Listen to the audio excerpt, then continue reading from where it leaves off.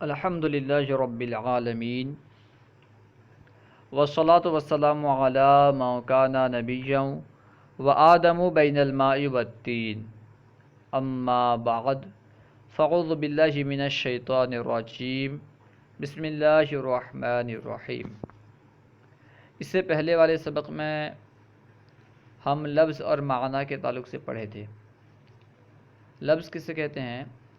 انسان کے منہ سے جو بات نکلتی ہے، یعنی انسان کی بولی کو لفظ کہتے ہیں۔ معنی، لفظ سن کر جو چیز سمجھی جاتی ہے اسے معنی کہتے ہیں۔ ٹھیک ہے، ہم نے محمل کے تعلق سے یہ پڑھا تھا۔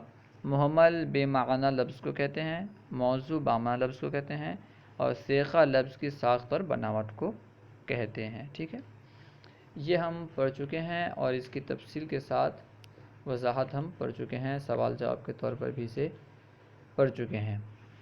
آج ہم انشاءاللہ عز و جل حرکت و سکون کے تعلق سے پڑھیں گے۔ تو آئیے شروع کرتے ہیں۔ حرکت و سکون کا بیان۔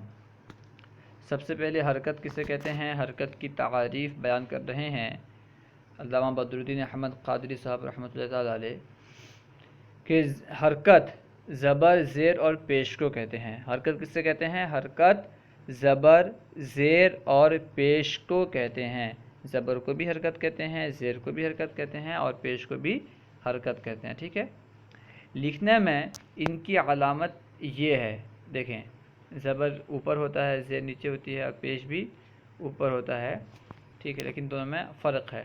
زبر گار کی لکیر کی طرح ہوتا ہے، بس زبر زیر دونوں لکیر کی طرح ہوتے ہیں، اور پیش جو ہے یہ واو کی شکل کا ہوتا ہے۔ ٹھیک ہے، متحرک، متحرک وہ لفظ ہے جس کے آخری حرف پر زبر یا زیر یا پیش ہو۔ جس لفظ کے آخری حرف پر زبر ہو یا زیر ہو یا پیش ہو اسے متحرک کہتے ہیں۔ جیسے الکتابہ، الرحمانی، الحمدو۔ ٹھیک ہے، الکتابہ کے آخری حرف یعنی با پر زبر ہے، الرحمانی کے آخری حرف یعنی نون پر زیر ہے تو یہ بھی متحرک ہے۔ الحمدو کے آخری حرف دال پر پیش ہے تو یہ بھی متحرک ہے۔ ٹھیک ہے، سکون، سکون جزم کو کہتے ہیں، سکون جزم کو کہتے ہیں۔ تحریر میں اس کی علامت یہ ہے، بریکٹ میں لکیر کے اوپر علامت دے دی گئی ہے۔ ٹھیک ہے، دال کی طرح علامت ہے۔ ساکن، ساکن وہ لفظ ہے جس کے آخری حرف پر جزم ہو۔ جس لفظ کے آخری حرف پر جزم ہو اسے ساکن کہتے ہیں۔ جیسے اسمع، دیکھیں اسمع کے آخری حرف عین پر جزم ہے تو اسمع یہ ساکن ہوا۔ فتحہ، زبر کو کہتے ہیں۔ فتحہ کسے کہتے ہیں؟ فتحہ زبر کو کہتے ہیں۔ اس کی علامت تحریر میں یہ ہے، لکیر کی طرح ہے۔ ٹھیک ہے، حرف کے اوپر ہوتا ہے یہ اور لکیر کی طرح ہوتا ہے۔ مفتوح، مفتوح وہ لفظ ہے جس کے آخری حرف پر زیر ہو، جیسے فعلا۔ جیسے مفتوح وہ لفظ ہے جس کے آخری حرف پر زبر ہو۔ جس لفظ کے آخری حرف پر زبر ہوگا اسے مفتوح کہیں گے۔ جیسے فعلا، فعلا کے آخری حرف لام پر کیونکہ زبر ہے اسی وجہ سے فعلا مفتوح کہلائے گا۔ اس طرح الکتابہ، الکتاب، کتابہ کے آخر میں یعنی جو با ہے اس پر کیونکہ زبر ہے اسی وجہ سے وہ بھی مفتوح کہلائے گا۔ کسرہ، کسرہ زیر کو کہتے ہیں۔ کسرہ کسے کہتے ہیں؟ کسرہ زیر کو کہتے ہیں۔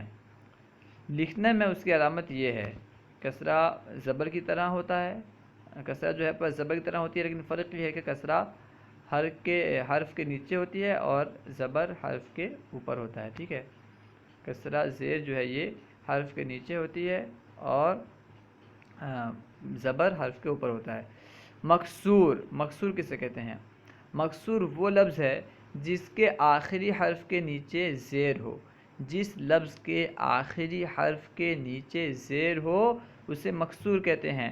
جیسے الرحمانی، الرحمانی کے آخری حرف نون کے نیچے کیونکہ زیر ہے اس لیے اسے مکسور کہیں گے۔ اس طرح الرحیم میں بھی آخری حرف میم کے نیچے کیونکہ زیر ہے تو اسے بھی مکسور کہیں گے۔ ضمہ پیش کو کہا جاتا ہے، ضمہ کسے کہتے ہیں؟ ضمہ پیش کو کہا جاتا ہے، لکھنے میں اس کی علامت یہ ہے واو کی طرح، ٹھیک ہے۔ مضموم، مضموم وہ لفظ ہے جس کے آخری حرف پر پیش ہو، جس لفظ کے آخری حرف پر پیش ہو اسے مضموم کہتے ہیں۔ جیسے الحمد، یسمع، دیکھیں الحمد کے آخری حرف دال پر پیش ہے تو یہ مضموم ہوا۔ اسی طرح یسمع، یسمع کے آخری حرف عین پر، اس پر پیش ہے، اس وجہ سے یسمع بھی مضموم ہے۔ تنوین، تنوین دو زبر، دو زیر اور دو پیش کو کہتے ہیں۔ تنوین دو زبر، دو زیر، دو پیش کو کہتے ہیں، لکھنے میں اس کی علامت یہاں پہ تحریر کر دی گئی ہے۔ تنوین زبر کی تنوین ہو تو اوپر زبر کی طرح دو لکیر ہوتی ہے، زیر کی تنوین ہو تو نیچے زیر کی طرح دو تنوین ہوتی ہے، دو لکیر ہوتی ہے، اور پیش کی تنوین میں بھی اس طرح ہوتا ہے، ٹھیک ہے۔ اب بتا رہے ہیں تنوین، تنوین کے بعد تنوین اس نون ساکن کو کہتے ہیں جو پڑھنے میں آئے لیکن اس کو لکھا نہ جائے، ٹھیک ہے۔ تنوین دو زبر، دو زیر، دو پیش کو کہتے ہیں تو اوپر گیا۔ اب نیچے پھر بیان کر رہے ہیں کہ تنوین اس نون ساکن کو کہتے ہیں۔ تنوین کسے کہتے ہیں؟ تنوین اس نون ساکن کو کہتے ہیں جو پڑھنے میں آئے لیکن اس کو لکھا نہ جائے، جیسا کہ زیدن، زیدن، زیدن۔